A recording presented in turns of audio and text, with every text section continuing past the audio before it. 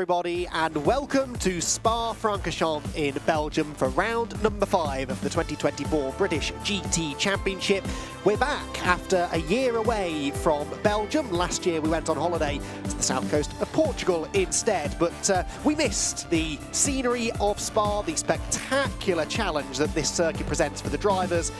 And of course, we can always count on there being some slightly unpredictable weather to spice up the proceedings as well. And I'm happy to say we are definitely able to deliver on that front this afternoon. It has been dry, it's been sunny most of the day.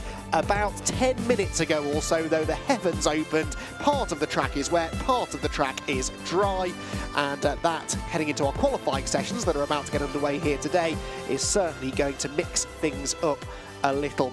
My name's Andy McEwen here in the commentary box, flying solo today, but down in the pit lane, as always, is Bryn Lucas. I tell you what, I mean, it started to rain, about 10-15 minutes ago, as you say, Andy, and the rain came down exactly where we are in the pits. Head up to La Source, hooker right, go all the way down to Eau Rouge, and that's where the rain is. It seems like everywhere else on the circuit is dry, and that is causing quite a few problems with the drivers, as you'd imagine. But Josh Rowledge is here. Just been talking to Matt in the car, who's going to be going out, and you've just said to me that you've not had any running in the car at all today. Yeah, so I haven't actually done many laps today, which isn't ideal, but I'm looking forward to qualifying. This has definitely thrown a mix into things. And I was just giving Matt some advice then, you know, we're really lucky with the Aston. We've got two types of traction control. We've got TC Slip, TC Pro. We've gone quite aggressive with the traction to hopefully go out on slicks and survive this side of the track, and then get over to Eau Rouge and, you know, up to the top, and hopefully that bit's dry, and that's where we'll gain the advantage on slicks. But survival is going to be the name of the game, particularly around this tight right-hander at La Source, but the rest of it, as we see, is dry, so you've got to get your elbows out and just get down the track. Matt, well, what's he like in the car? The season's not looking too great for you. It's been a tricky one from the off. I have no doubt in Matt's ability. You know, it hasn't been an ideal season so far, but there's been numerous factors of why that's been. But I'm really confident this weekend. You know, today hasn't shown it yet, but yesterday we had great speed, and I'm hoping I'll get out there and Matt does the same. We prove a point. You know, we're still in this, and we're still hungry for it. But looking at tyres coming out now, it's slicks all around. It's got to be slicks because of how much of the circuit is dry. Just how tricky is it? And I know you probably won't know because of the limited running you've had, but how tricky is it heading into this wet area on this tight right-hander, as we say, when you're on slick tyres? I was talking to Ian Loggy, and he was saying that because they've relayed the surfacing, he thinks it's probably going to be a fair bit of heat still in the ground underneath the car. Yeah, I think the most important thing and the best advice I gave Matt was to go out and push really hard on the dry pieces of circuit to then generate the grip, so when we do hit the wet side, we still have good grip in the car. The first corner's resurfaced and the traction's been very good today, so I don't think it's going to be as much of a problem as everyone thinks. Right, okay, well, it's the kind of fingers in the air, isn't it? It's you know, lick your finger, put it up in the air and see which way the wind blows, Andy. The cars are all lining up, and it's about to get very tasty out here. I am certain of that.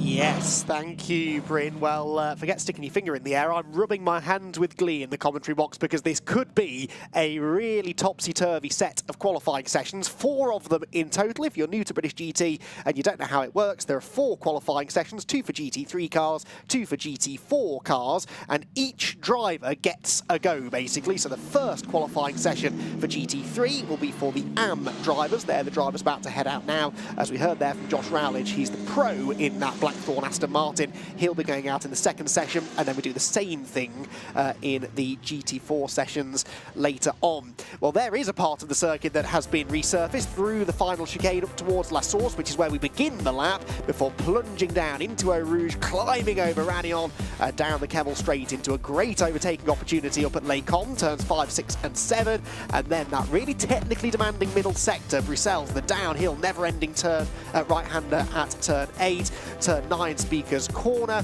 and then the full commitment double apex left-hander at Pouhon, then Campus Stavelot up through Court Paul Frere, and another full commitment corner. This place has plenty of them through Blanchimont, and that has caught a few people out already today, including one of the Mahiki Racing Lotus, which had a pretty big off at Blanchimont actually in the first free practice session earlier on today, but the team have worked wonders to get a car ready for qualifying here this afternoon. Right then, qualifying is green. The green flag is flying, the pit lane is open, and the GT3 cars with the AM drivers plugged in head up through Radion on their outlap, and these are short sessions. They're 10 minutes only. A lap time around this place is anywhere in the region of something like a 2 minutes, sort of 18 or so. That is the race lap record of 2:18.8. We fully expect that to be beaten tomorrow in what we believe, as confidently as you can here at Spa, will be a dry race. In these mixed conditions in qualifying, we might not quite get down to qualifying lap record pace, but we'll keep an eye on that as we move through the sessions. On board then with Alex Martin. This is the championship leading Barwell Motorsport Lamborghini. Interestingly, Barwell Motorsport have scored pole position here at Spa, both of the last 2 times we've raced here at Spa. So in 2022 and in 2021, it's been Barwell Motorsport on pole position. And Alex Martin and Sandy Mitchell will be very much hoping to replicate that again today, because they're the championship leaders. They're the only GT3 team to have won twice this year, and they've only been off the podium once, and that was when they were the really unfortunate retirees in the Silverstone 500 earlier on in the season.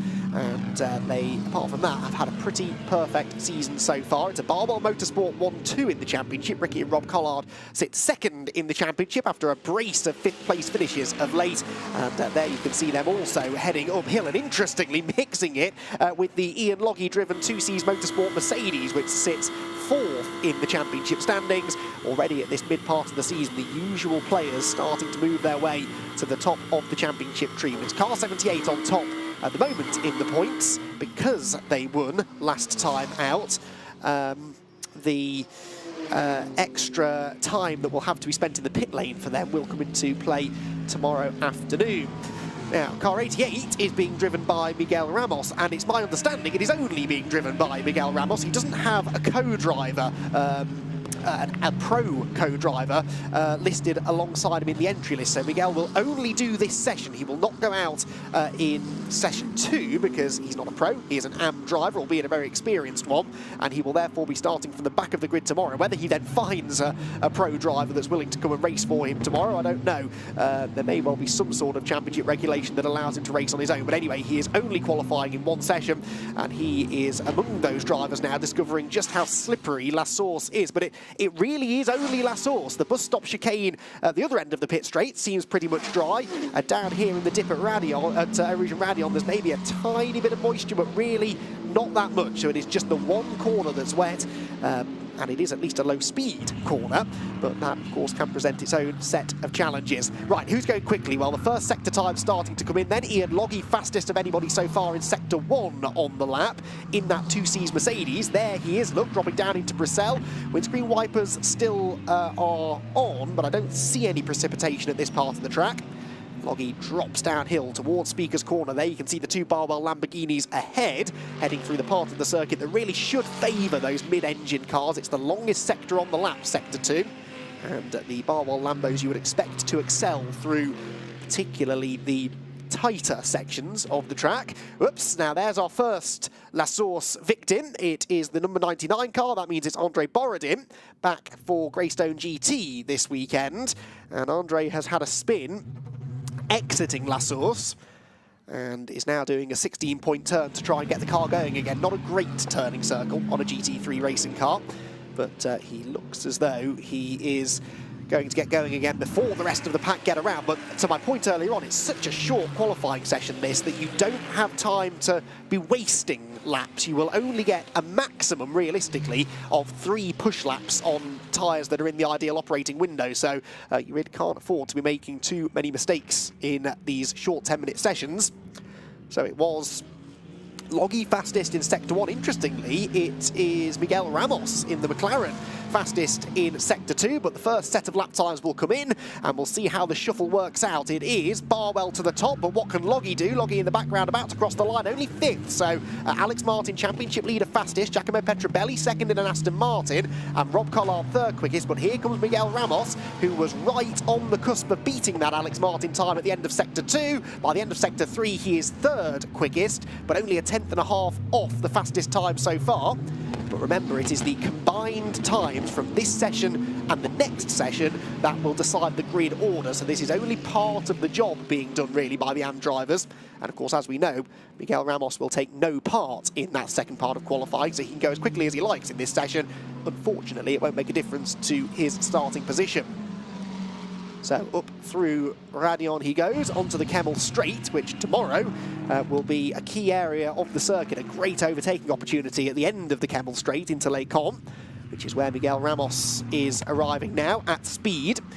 Not going quite as quickly as Giacomo Petrobelli now, though, in the first sector. Petrobelli is, I would say, a good 3 or 4 tenths quicker than anybody else through Sector 1 at the moment. So Petrobelli suddenly seeming to find quite a bit of form in the Blackthorn Aston Martin that he shares with Johnny Adams. So you would bet on that car going quickly in both sessions. And look at this, he's 1¼ seconds underneath the Alex Martin time, and actually is catching the second of the Barwell, in fact, catching both of the Barwell Lamborghinis there, isn't he, Alex Martin in the 78. In fact, this could just hamper Petrobelli. He's catching a cluster of cars, and the Alex Martin car ahead of him dipping a wheel in the dirt won't have helped either. But Giacomo Petrobelli doesn't really need this. He's going almost too quickly, catching this knot of traffic. He does a personal best in the second sector. But is he going to be delayed now as he heads up through Blanchimont? Is Alex Martin getting out of the way? The answer is no, and this could now really scupper Petrobelli's chances. He has to go almost off the road there completely into Blanchimont to try and find an opening, and this is definitely costing him time. He launches up the inside of one of the Lambos and nearly has a pop at the second one, just gets the Aston Martin stopped into the chicane, and he will accelerate to the line now, having clearly lost time in the final sector. But will he have done enough to go to the top of the times? The answer is no. It did cost him by just under 0.2 of a second. He went quicker than Alex Martin. The trouble is, so too did Ian Logie and Kevin Say, so the Mercedes AMG's looking strong now. But Kevin Say it is, who has gone to the top then in the number 18 2C's Motorsport Mercedes. Maximilian Gertz, of course, will take that car over for session 2. So through La Source they have gone, and now Alex Martin being reeled in by the rapid Logie. And realistically, most of them have time for this lap and one more, I would expect. I think this group got across the line with just over 2 minutes and 20 seconds left on the clock. So they should be able to do another lap after this one. Oh, but again, Logie coming up against the Alex Martin Lamborghini, which just doesn't seem all that rapid in a straight line, does it? The Lamborghini making its lap time through the twisty bits, whereas Logie's Mercedes AMG clearly has the horsepower up the straight, doesn't it? And again, just meant that he got a little bit balked at the top of the hill. Kevin Say then, at the moment, top of the times, going quickly again on this lap, but not as quick as Petrobelli. In the first sector alone, Giacomo Petrobelli is about 9 tenths faster than Kevin Say. So Petrobelli, you can see purple next to his name. That means fastest of anybody in Sector 1. He is excelling at the moment in the Aston Martin on the wet stuff. Wonder what that is. I don't think he'd be on wet tyres because he's quick enough everywhere else as well in the dry. He's not dropping a huge amount of time in the second or third sectors. So I think he is on slicks. They've just got that car set up so that it's not only quick, but clearly very comfortable for him. He seems able to attack through that first corner quite a bit harder than anybody else. Say they're responding now in the middle sector. So a purple middle sector for Kevin Say, which is about half a second quicker than Petrobelli. So Petrobelli had 9 tenths on him in Sector 1, gains half a second of that back in Sector 2. It's all going to come down to the run through Blanchimont, hitting the brakes into the chicane, and then making sure you get the power down nicely, accelerating slightly uphill here out of the final corner. Mindful of track limits, to the timing line he goes. Kevin Say will have time for one more lap if he needs it, but he has now set a new fastest time in the session, a 2:19.0. First driver into the 19s. Here comes Petrobelli though, and he goes to the top, a 2:18.8, so by 2 tenths quicker than Rob Collard actually, who was just ahead of him. They both, I think, had overtaken that McLaren, hadn't they? That's the 67 Simon Orange-driven McLaren that they both overtaken on that lap. Whether that delayed them, I'm not sure. But Rob Collard goes to second, Kevin Say to third, and Alex Martin, the championship leader, down to fourth. Morgan Tilbrook has gone fifth in the number 77 Garage 59 McLaren. Then it's Ramos, Logie, Topham, Sasha Kakad in the Audi. He was inside the top 10, but then there are a couple of more improvements. Sean Balfe to 6th, and Ian Logie and Richard Neary, I should say, to 10th. And Neary was the first driver to see the checkered flag at the end of the session. Right, what can Petrobelli do then? He is already fastest by 2/10, but remember, the further he can extend that advantage at the end of this session, the less work there will then be for Johnny Adam to do in session 2 to retain pole position. It's been a long time since we had an Aston Martin on pole position in GT3. And can Giacomo Petrobelli and Johnny Adam put that right? They are pushing on again, or Petrobelli is anyway on this lap, another fastest first sector. Although Rob Collard ahead of him was only a 10th slower. So this could be interesting. These could end up being the two fastest cars, actually, because they're both going quicker than Kevin Say is on this lap. So these are currently the two fastest drivers in the session then. Number 87, Giacomo Petrobelli, 63, Rob Collard. There are 2/10 between them in the favour of the Aston Martin driver, which will get a nice little slipstream as well, heading up through Blanchimont in a few moments' time. Waiting with bated breath then to see what the middle sector time is. Petrobelli was quicker than Rob Collard by just under 1/10 of a second in sector 1. In sector 2, he's 2/10 slower. This is going to be nip and tuck, but of course he will have the advantage of the slipstream. Oh, and by the way, Kevin Say was faster than both of them in the middle sector. It will be Say who gets to the line first. Here he comes. So Kevin Say then to the final chicane, hits the brakes, the nose pitches down into the ground, turns into the right-hander, clobbers the curb, climbs the hill, takes the shortest possible line through the left-hander. Kevin Say will set the benchmark. Is it going to be quicker than Giacomo Petrobelli then? Say across the line, yes, goes to the top by 6/10 of a second, but behind him, Rob Collard and Giacomo Petrobelli are going to be right on his pace as well. Collard goes to the top, and Petrobelli stuck in third. So the final sector, it all went away from Giacomo Petrobelli. It was a personal best lap for the Aston Martin driver, but ultimately not quick enough. So it's Rob Collard fastest. Anybody behind them setting good sectors? Not particularly. Matt Topham jumps to, well, it was 6th, but then Miguel Ramos went 4th. Morgan Tilbrook, by the way, had a lap time disallowed, I think, for exceeding track limits, but he's gone back into the top 10 now in 7th. So the only other one to watch then is Sean Balfe, who, according to the timing screen, is somewhere in the first sector, but no, he's had a very slow first sector, I think, Sean Balfe. So no, he's seen the checkered flag. He is done for. So it is Rob Collard then, fastest in Q1, but now it is down to his son, Ricky Collard, to do the same, basically, and he will have some stiff opposition going into that second part of qualifying. Had a fairly lengthy chat with Rob Collard earlier on. He was confident. He said that he was happy with where they are in the championship at the moment. He said he was really happy with his pre-qualifying session performance, what used to be FP2, where he went fastest of anybody, faster than most of the pros as well. Yes, the conditions were changing. They were going from wet to dry through that session, and there was a red flag towards the end of it, but still, Rob Collard was really pleased with himself, and he's demonstrated again there that he is on top form this weekend, at 2 minutes 17.877, 3/10 quicker than anybody else in that session. And actually, about 9/10 of a second away from the qualifying lap record. The qualifying lap record is Sandy Mitchell's in a Barbell Lamborghini from a couple of years ago at 16.984. So Rob Collard within a second of that on a track that is very wet, at least through the first corner. I know it's only one corner, but it's quite an important one, really. The traction and acceleration off La Source will affect your speed all the way through Eau Rouge, up Rowdy, on up the Kemmel Straight.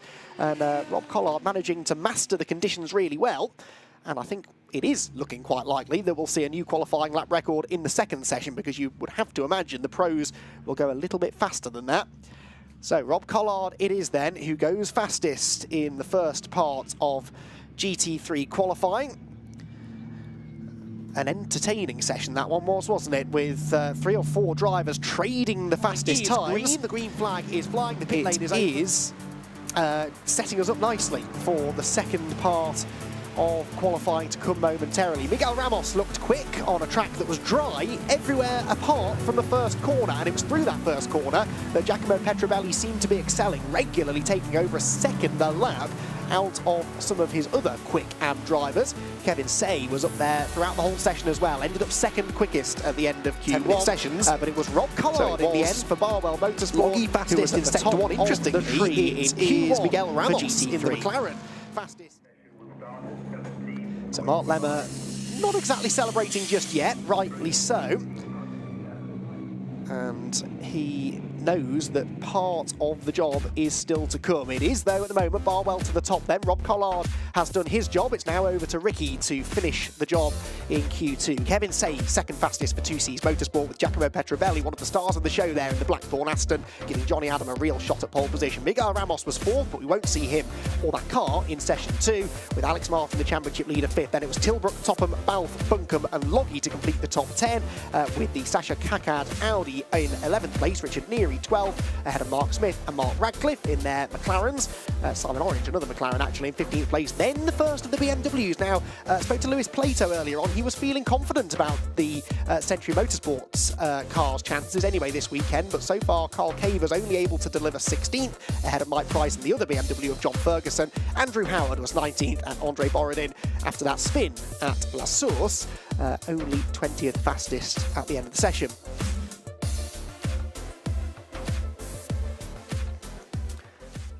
So we will have the second part of GT3 qualifying up very shortly. The pro drivers being bolted into their cars. In the meantime, let's head down to the pit lane, shall we then? Hopefully shortly to hear from Rob Collard. But first of all, a weather report from Bryn Lucas.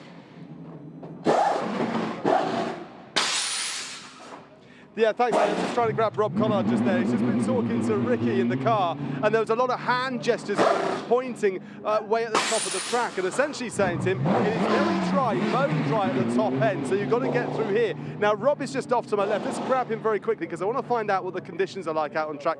Rob, just a quick one. We saw you chatting to Ricky just there, giving him a few ideas and a few pointers, saying that it was dry out the top from what we could ascertain. What was it like around the circuit? That was a fast getaway. Yeah, it's only basically from the finish line to turn 1 is the problem. The rest of the track is dry.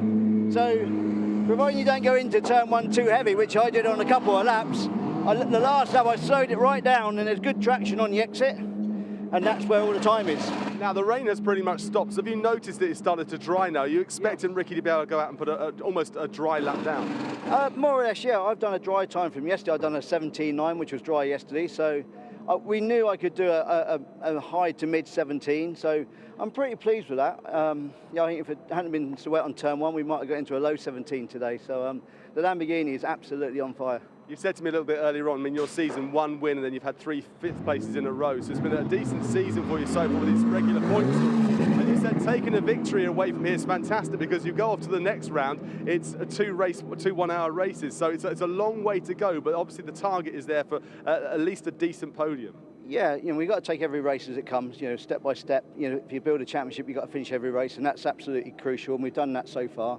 I think we haven't had the rub of the green. We've had the speed, we've had the pace, but we haven't had the luck of the safety cars, and they've taken 2 victories away from us at least. So, we've got to now just focus. Hopefully Ricky can do a good job, and we can be in the mix thereabouts for the race tomorrow, and hopefully then, if we do well, it can bring us right back in close with Sandy, because he's got a 9-point lead on us at the moment, which is uncomfortable. It certainly is. Well, your work isn't quite done. I'm sure you have to pour over data in a bit, but for now, try and relax while you watch Ricky go around. Cheers, Rob. Back to you, Andy. Thank you, Bryn. So cars then are released onto the circuit. In fact, they were released a couple of minutes ago, so we're already coming towards the end of the outlap here for qualifying 2. So remember, this is now the second part of GT3 qualifying. It is the pro drivers who have been put into the cars. Every single car in GT3 this weekend is running to Pro Am regulations, so 1 pro driver and 1 bronze graded Am driver. And it is the combined times from this session and the one that we've just seen that will decide the grid. So the timing tower on the left-hand side of your screen, that will show the combined time. So at the moment it's car 63 on pole position, but if Ricky Collard can't deliver, and perhaps the likes of Maximilian Gertz or Johnny Adam go faster than him, then it could well see a shuffle around at the front of the grid. Those top 4 had quite an advantage, didn't they, after the first part of qualifying, so it'll be a surprise if anyone from outside the top 4 challenges for pole, but certainly stranger things have happened, especially here at Spa. You can see there the traffic jam heading through the final chicane, no longer referred to, disappointingly, as the bus stop, simply the chicane, which I suppose is an apt description of what is a great overtaking opportunity in the race, but a really important corner on a qualifying lap, because you've got to get out of that corner well. That's why you see the drivers slowing down, taking a wide line, almost as if they're going into the pit lane, then firing to the apex and accelerating towards the line to begin their first qualifying effort of the afternoon then for the pro drivers.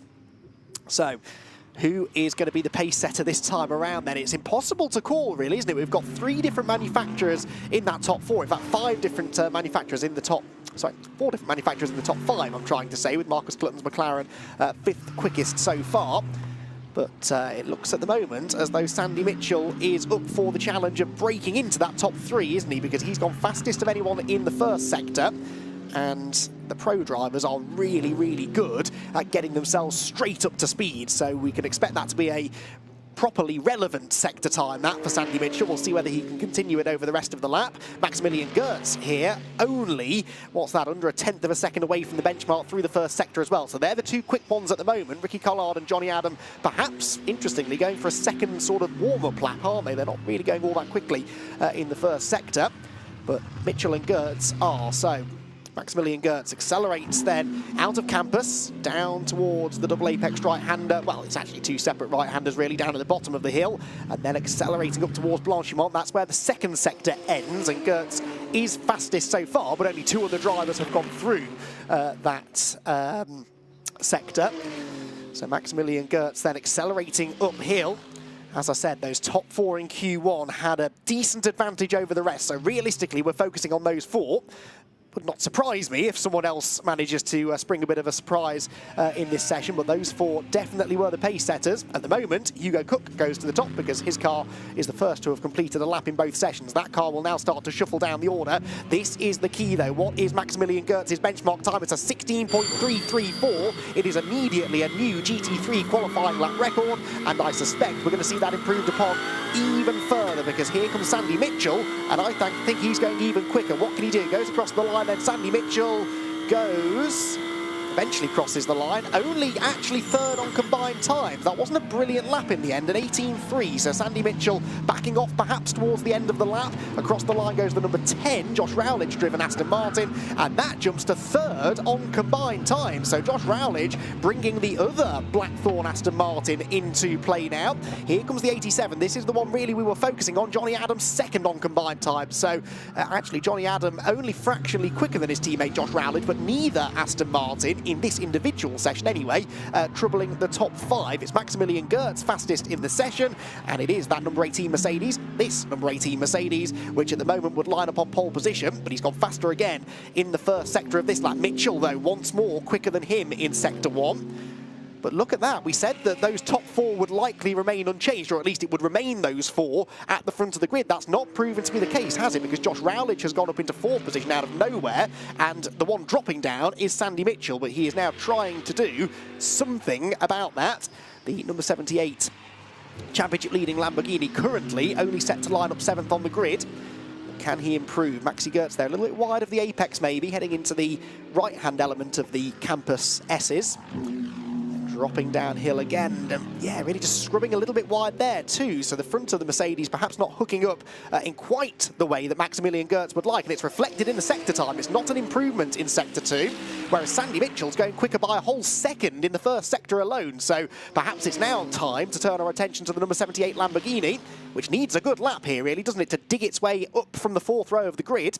That's not where the championship leaders want to be starting. That is the part of the grid where sometimes strange things can happen. He's had a good second sector, though, and this is almost certainly going to be better. Sandy Mitchell's only 13th quickest in this session, which on combined times is now 8th, because Hugo Cook has dragged the Audi up into 7th place.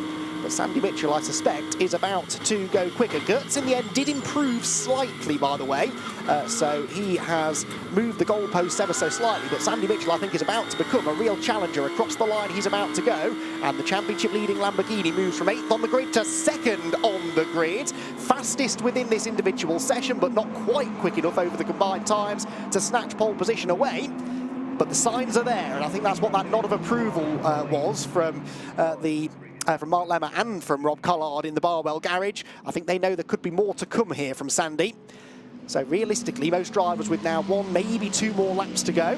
And Maxi Gertz at the moment has car 18 on pole position. Johnny Adam goes to the front row, though. Johnny Adam now puts in his fastest lap of the session, and he moves the Blackthorn number 87 Aston Martin back into P2.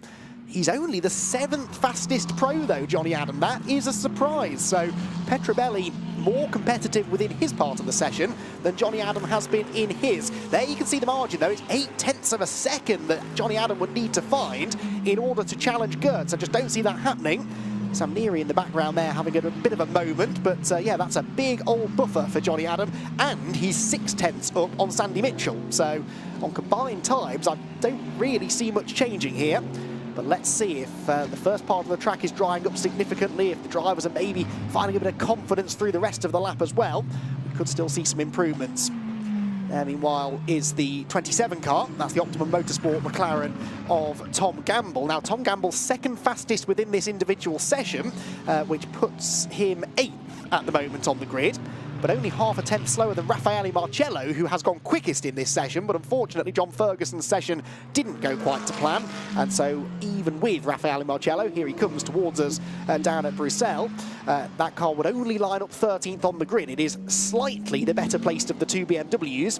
But John Ferguson said to myself and Bryn Lucas earlier on today that for the first time this year, he feels that they brought a package to the track that they think they can win with. Well, they're going to have to go some to win from 13th on the grid, aren't they? But he also said this car doesn't really like mixed conditions, which is exactly what it's had to deal with in this session. That is Johnny Adam. That is Johnny Adam off the road down at campus. Now, that is a very rare sight indeed. And Johnny Adam's shot at pole position now surely has gone. He's not going to have enough time to get back around to the timing line. So Raffaele Marcello goes past cleanly, but Johnny Adam has just thrown away any chance, I think, that Blackthorn had of stealing pole position here, because his teammate Josh Rowledge isn't improving on this lap. Maximilian Gertz, meanwhile, has gone faster again, only fractionally, but a 2:15.846 is now the fastest lap in this session. No, it's not. A 2:15.624 is now the fastest lap in the session, set by Tom Gamble. It is not enough to improve that car's grid position, but it does mean that Tom Gamble now holds the Spa GT3 lap record, unless anybody else can beat him. Maximilian Gertz has snuck through to do an extra lap, interestingly. In comes Marcello, he's not improving, but I believe Maximilian Gertz is still on a lap, but it's going to be impeded by a yellow flag because Johnny Adam, I think, has beached that Aston Martin over the curb on the inside part of the Campus S's, and unfortunately, that means that anybody else who is still on a lap is probably not going to be able to improve, even though Maximilian Gertz has gone quicker in Sector 1 than he's been before. The fact that Johnny Adam is now getting out of the car means that that area of the track will remain under yellow flags for some time. And all of these drivers, including Gertz, who goes through right on cue, will have to slow down. So we're not likely now to see any further changes. But I would love to know what happens to Johnny Adam there, because that's not even a part of the circuit that is wet. So it's very unlike Johnny Adam to throw the car off the road under pressure, pushing too hard. He knows his limits. He's brilliant, one of the very best actually at driving up to the limit but not beyond it.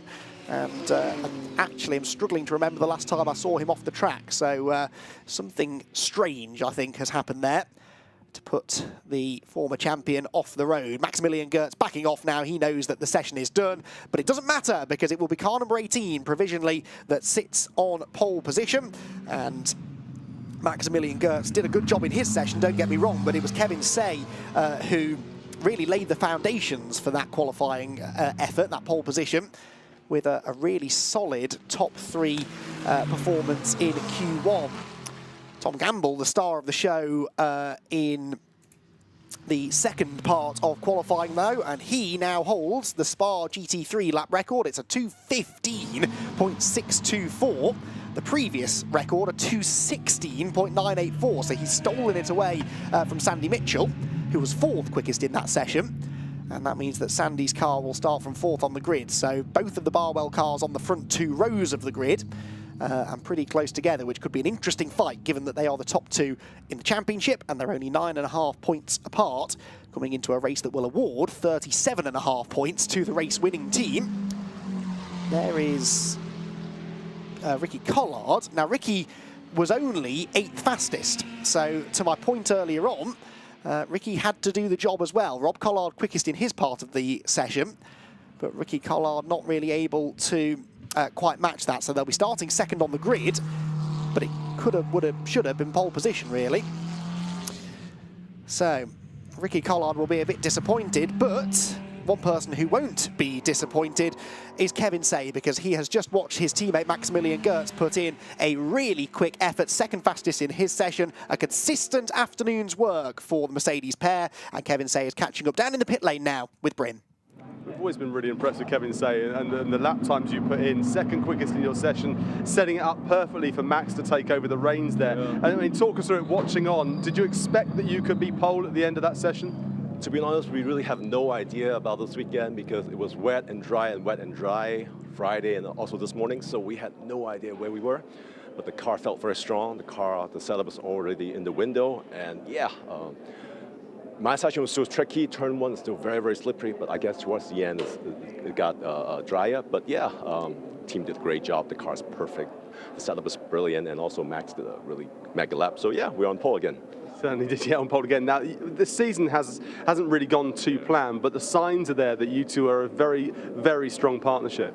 We have a good package, 2Cs, Mercedes and Max, and yeah, we had a few bad lucks with full cross yellow and safety car timing in the previous rounds, but yeah, hopefully this round is more straightforward, 1 hour, 2 hours, 1 hour each driver, and yeah, it's more straightforward, and hopefully we can be on the podium. Yeah.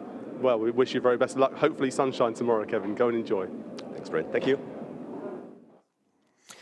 So, 2Cs Motorsport prevent the hat-trick for Barwell Motorsport. They were aiming for 3 consecutive pole positions here at Spa, but it's Mercedes AMG that provisionally anyway will line up from position number 1 on the grid tomorrow afternoon. Kevin Say and Maximilian Gertz with a terrifically consistent effort across both elements of the qualifying session, and so Mercedes will lead Lamborghini off the grid for round 5 of the championship tomorrow.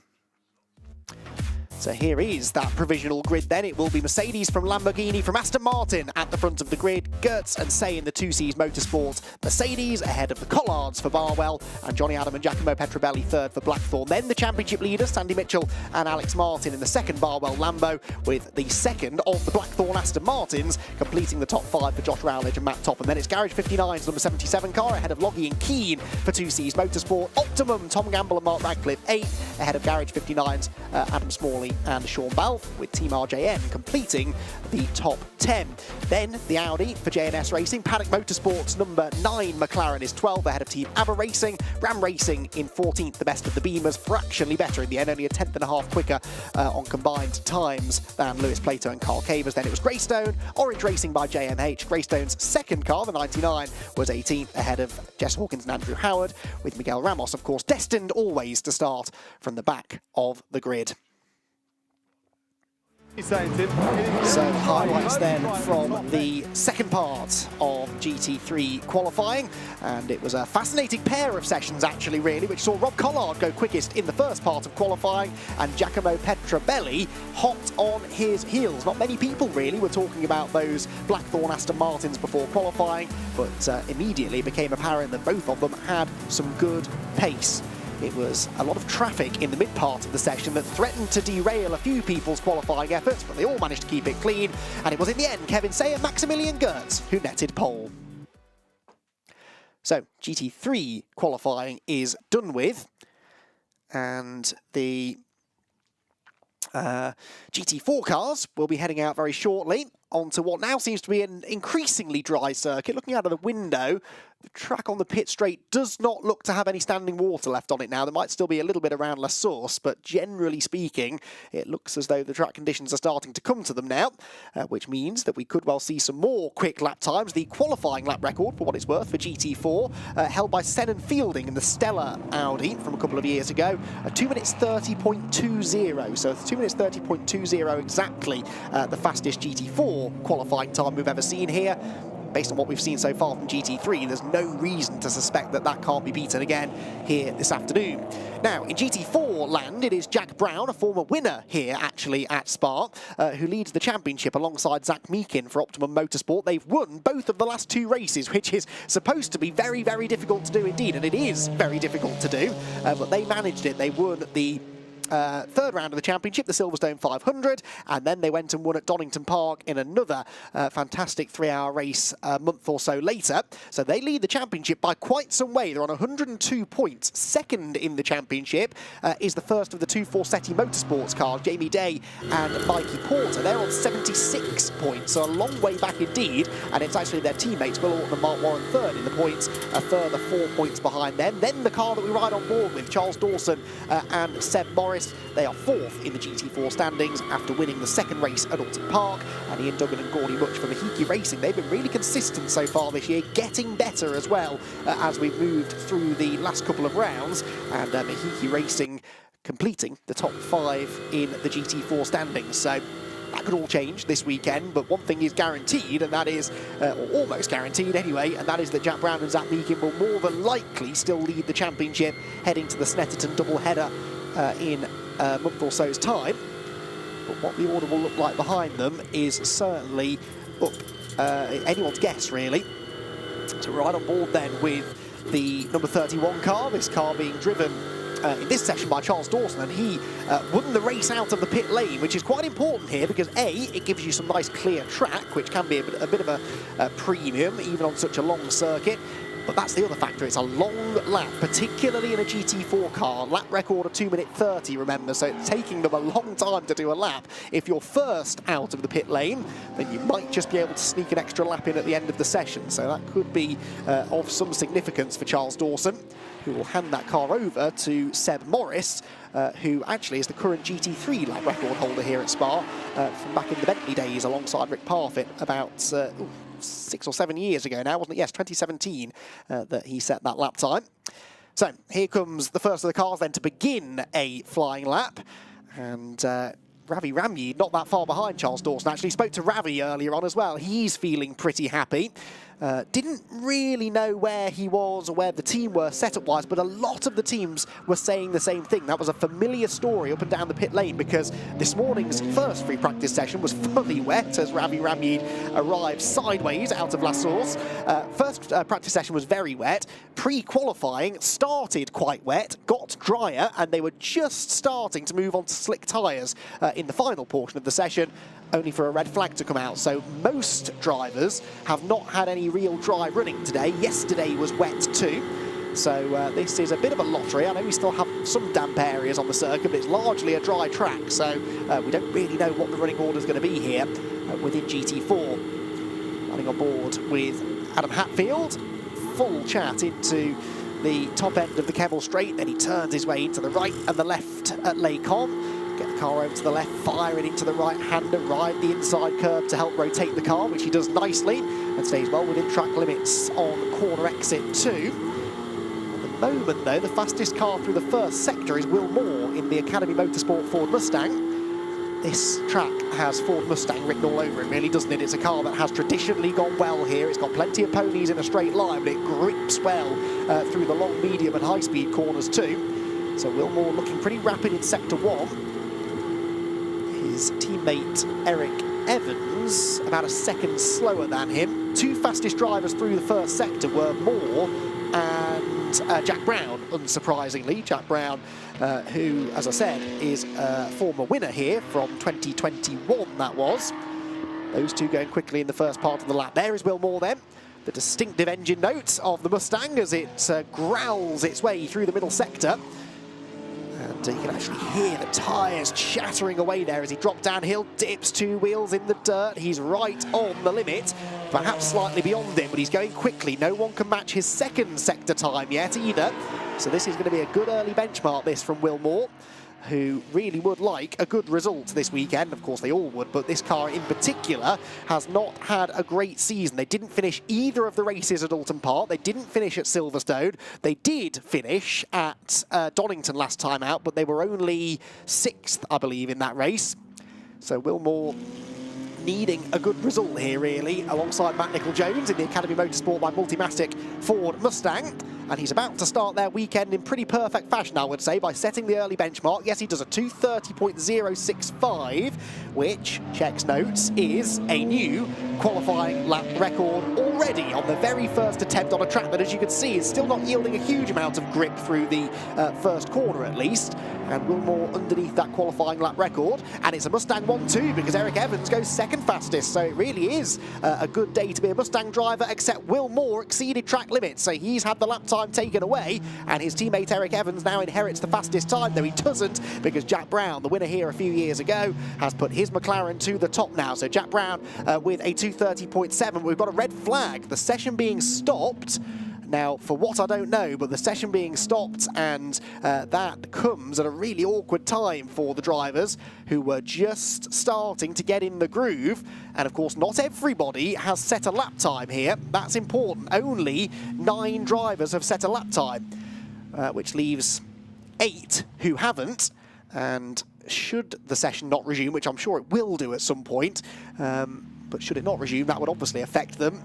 And if it does resume, they're going to have really only 1 lap, aren't they? They've got time at the moment for an out lap and 1 flying lap as and when the session gets back underway. But for now, we are under a red flag, and we await news on why. But the cars tore back to the pit lane at a controlled speed, a set speed, which allows recovery workers, marshals, recovery vehicles to get onto the track safely, should they need to.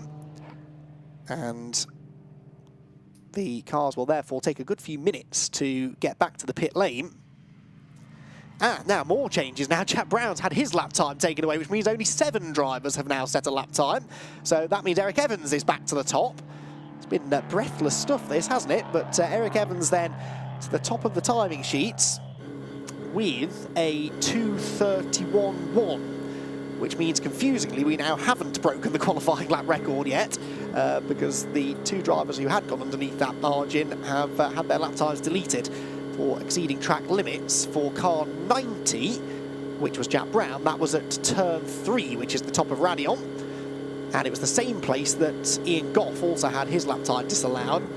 So if you're wondering why so many drivers haven't registered a lap time, even though they have been across the line, that's why, because lap times are being disallowed left, right and centre. So, a generally positive start to the session for Academy Motorsport. It looked like Wilmore was going to be fastest in the early part of this session, only to have the lap time disallowed, but the potential is there for the Academy Mustangs, and that, Bryn Lucas, I'm sure will be music to the ears of Matt Nicol-Jones. Do you know, I think it will be, because, I mean, the car it's looked so-so this season, but Matt, it feels like you've got on top of it now. I know it's a new car to you, you've had to spend a lot of time developing, but it's only in the recent few weeks, maybe the last month or so, you've really started to get a hold of it. Yeah, there's been a lot of nuances with any new car, so we've got to head around it. I think we're where we need to be now. I think this circuit probably suits us reasonably well, like Donington did. And yeah, Will showed good pace in that lap, but obviously he snatched a little bit too much on the entry to T17. And now we've got a red, which we're not entirely sure why. So obviously we hope everything's all right out there. But yeah, waiting to hear what's going on. Just talk to us about the car itself, because it has been something you've had to learn and develop. How different is it to the old incarnation? A lot of little changes that add up to quite a big step forward, actually. The car itself is it's a fantastic tool for the job, very robust bit of kit.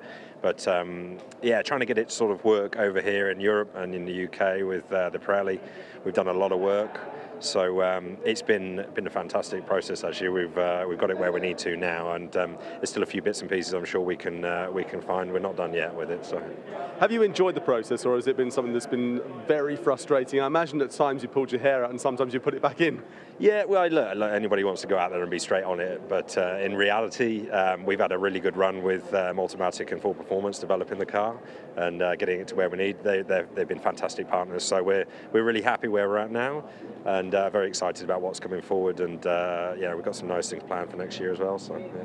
Turn your attention to the other side of the garage as well, because I mean, Eric is there. Is he going to be with you next year? What are the plans for next season? Yeah, I probably won't talk about it yet, but certainly his plan is to be with us. Yeah, maybe something with a bit bigger wing on the back of it and a bit more power. So yeah, we'll see. Watch this space. But does that mean for next season you're going to have a GTD? Can we read that in? Come on. The GT3 is something that we've been Yeah, it's certainly on the menu for us because you know it's been a long process for us for the last 4 or 5 years with Ford, and we've been waiting for them to create that monster for us to grab hold of. So it would be lovely to see one in a GT3 category. I'm just looking over your shoulder. You've got a beautiful Mustang in the background just there. It's not got enough body kit on it, but it's absolutely massive, isn't it? Yeah, look, we could put some numbers on the side of that and go race that. I think we'd give everybody a good kick in. But yeah, that's a hell of a lovely thing to have in the garage. But yeah, very proud to have it here. Obviously, it debuted at Le Mans last weekend, and yeah, we've got it tucked away here. It's a lovely thing, but they didn't leave the keys, so yeah, I'm still trying to find those. Shocking. So you in a GT3 car next year, that's what's going to happen? Yeah, I'd say so. Yeah, somewhere. Watch this space. Look, thanks very much, Matt. Hopefully we'll see you somewhere near the sharp end, as always. Thank you very much. Cheers. Thanks, Bryn. Yeah, good to hear there from Matt Nicol-Jones then, and I was taking a look at the car that they were just discussing in the back of the garage earlier on. It is a thing of beauty. So, yeah, who knows? Hopefully, in the near future, we'll get a GT3 Ford Mustang on the grid here in the British GT Championship. We will see them out here, of course, in a week's time for the 24 Hours of Spa, which many of these drivers and an awful lot of these teams will be competing in as well as we begin what is known these days as Speedweek.